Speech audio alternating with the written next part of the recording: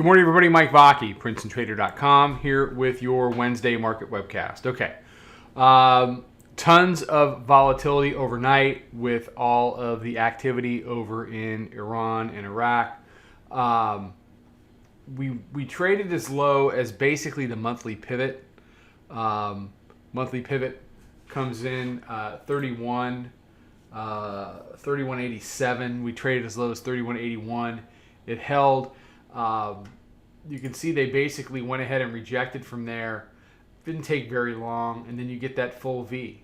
So you could argue that the downside reaction started, you could argue the down move started at 3 o'clock with a move down from 43. The news reaction was like 33.75 on down. And we've gone ahead and we've retraced that entire move, made a higher high. We've made a higher high relative to the 43 move. What's left now is 44.75 and yesterday's high, which was 54.5. So from the news and the rejection, for me, it's they went ahead and they did a V. I mean, this is what markets do. They take it down, they find a place they like, and then you make a couple of higher lows. And they start to squeeze those bears right back up and over. So, we look. We had the short. We have the long. It was a very good night. That's all I'll say about that. It's volatility, but sometimes there's volatility for reasons that you really wish there wasn't volatility. But we were short 32. Before the drop. Then we shorted the second leg down from 04. And then I didn't even catch the lows. I wasn't even trying to. I never do. Once it converted the roundie, we went ahead and got long at 05. And we took a 40 handle middle there. We still have a runner, which I put a 30 handle stop on. So for us, for the room, about 80 overnight, which is, which is a good day, but it's a byproduct of volatility. So for today, it's going to make the regular session today really tough.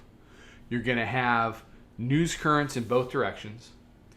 You're still now fighting over the weekly pivot. That has not been decided. So take last night out of the picture. What I would have been talking to you about this morning is, well, how many chances do the bears get to break the weekly pivot before the bulls just get these directional days that tend to come late in the week and they just go ahead and take it right back up. Well, now, I can really underscore that and say that absent news,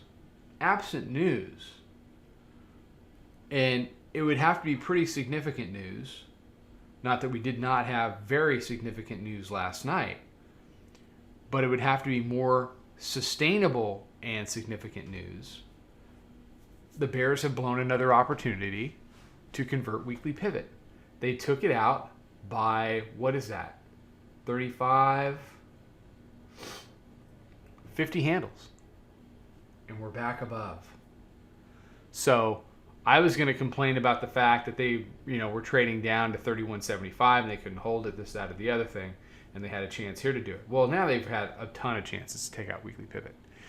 And what tends to happen for those of you that are newer, the battle of the weekly pivot on the futures contract for the E-mini tends to happen early in the week. The winner of that battle tends to get handed fairly directional days come Thursday or Friday. It's been doing this for years. So we'll see if that plays out this week.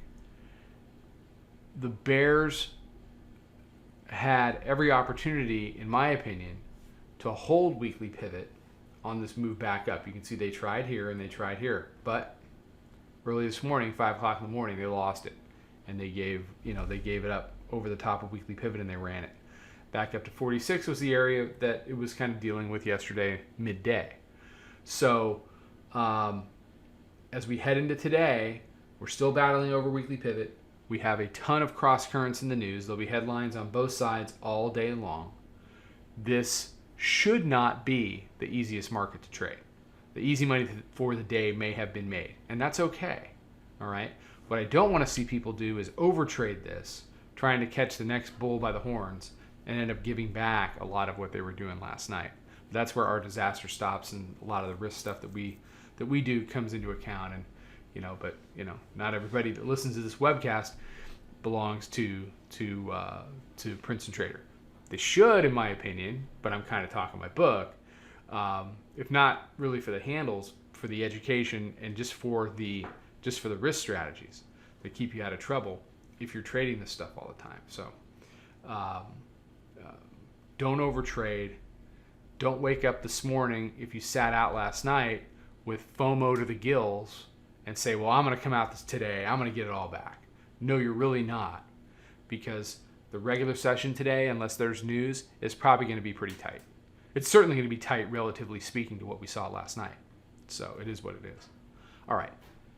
Have a great day. More stuff coming out on social. Check that out. Come trade with us. Come check out the room. Come join. Great room, good people, and we teach you some good stuff. Trade them well. Talk to you tomorrow. Follow us over on Twitter, Instagram, and Snapchat at Princetontrader. Check us out on Facebook and join us for a free trial at www.princetontrader.com. Trade them well.